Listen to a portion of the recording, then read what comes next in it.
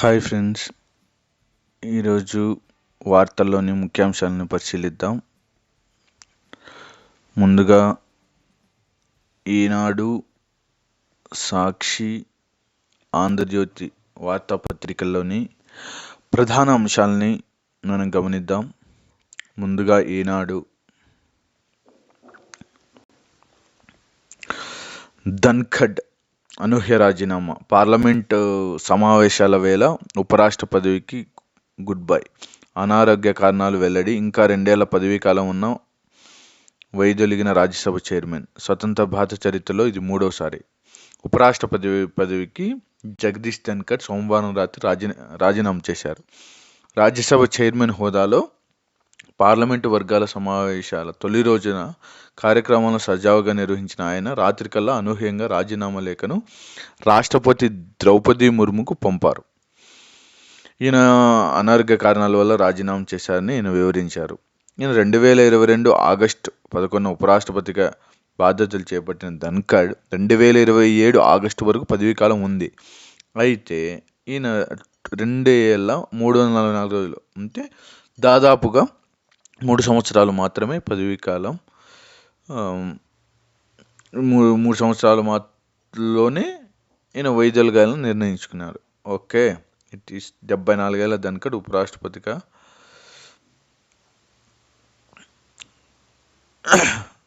ఎన్నుకున్నారు.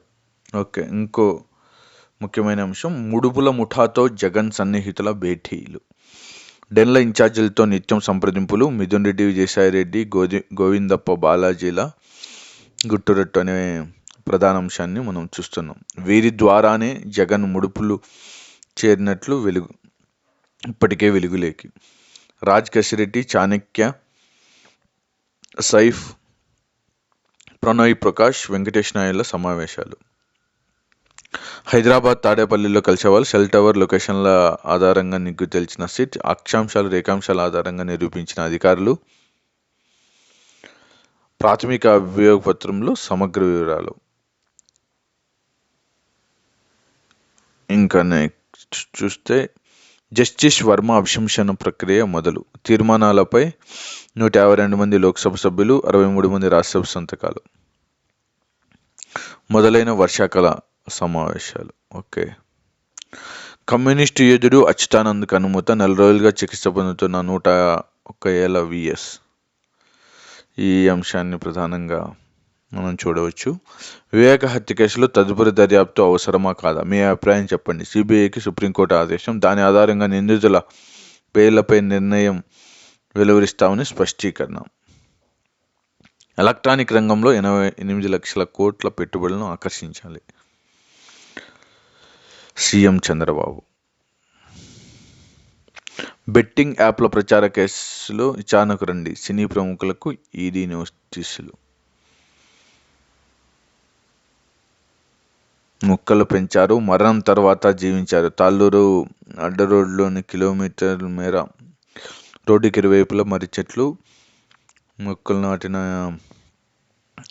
దారం వెంకటరెడ్డిని మనం ఇన్షర్ట్లు చూడవచ్చు. రాష్ట్రంలో మరోసారి బీపీఎస్, ఎల్ఆర్ఎస్.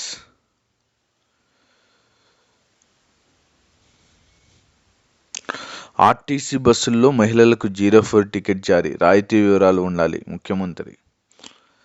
ఓకే, ఆర్టీ బస్సులో మహిళలకు ఉచిత హామీల్లో భాగంగా త్వరలో దీన్ని అమలు చేయబోతున్నారు. రాష్ట్రంలో విస్తారంగా వర్షాలు, అన్నదాతలు ఊరట.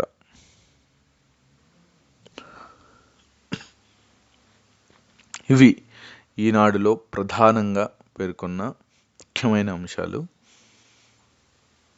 నెక్స్ట్ సాక్షి.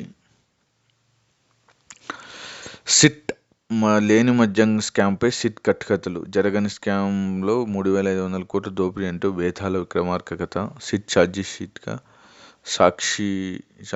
సాక్షిగా వెల్లడైన భాగవతం. స్కామ్ జరగకపోయినా సిట్ దుష్ప్రచార కుట్ర. ఈ వార్తను మనం ప్రధానాంశంగా సాక్షిలో చూడొచ్చు. ఉపరాష్ట్రపతికి ధన్ఖడ్ గుడ్ బై. సోమవారం ఉదయం వర్షాకాల సమావేశాల ప్రారంభం సందర్భంగా సభ్యులకు అభివాదం చేస్తున్న రాజ్యసభ చైర్మన్ జగదీప్ ధన్కడ్.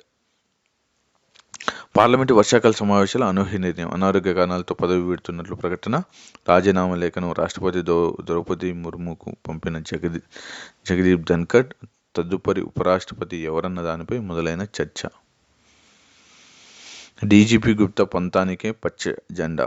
విజిలెన్స్ డీజీగాను నియామకం. డీజీల అభ్యంతరాలు బేఖాతరు. తొలి రోజే దుమారం. విపక్షాలు ఆరోపణలు, అధికార పక్ష ప్రతివిమర్శల మధ్య పార్లమెంటు వర్షాకాల సమావేశాలు ప్రారంభం.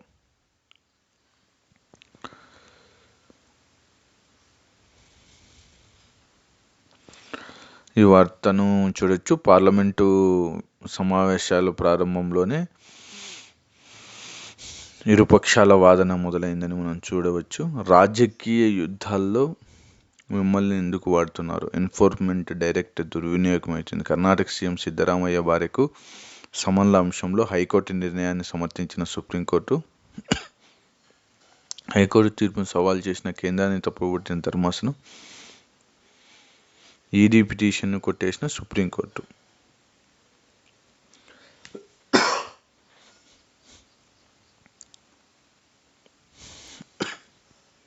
కమ్యూనిస్టు దిగ్గజం కన్నుమూత.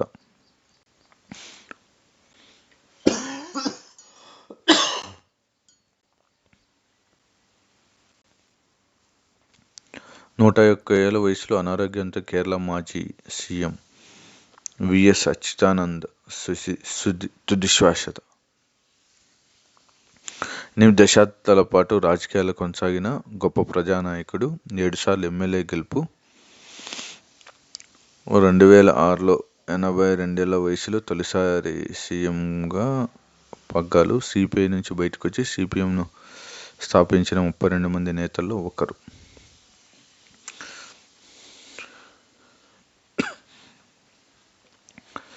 ఈ వార్తను ప్రధానాంశంగా చూడొచ్చు. సినీ తారలకు ఈడీ పిలుపు. బెట్టింగ్ యాప్ల ప్రమోషన్లో పాల్గొన్న రానా దగ్గుపాటి, విజయ్ దేవరకొండ, ప్రకాష్ రాజ్, మంచు లక్ష్మిలకు నోటీసులు. ఇప్పటికీ సెట్ కాలేదు. ఉన్నత విద్య ప్రవేశాల్లో ప్రభుత్వం విఫలం. ఈ వార్తను సాక్షిలో చూడొచ్చు. ఇవి సాక్షిలో ప్రధానంగా పేర్కొన్న ముఖ్యాంశాలు.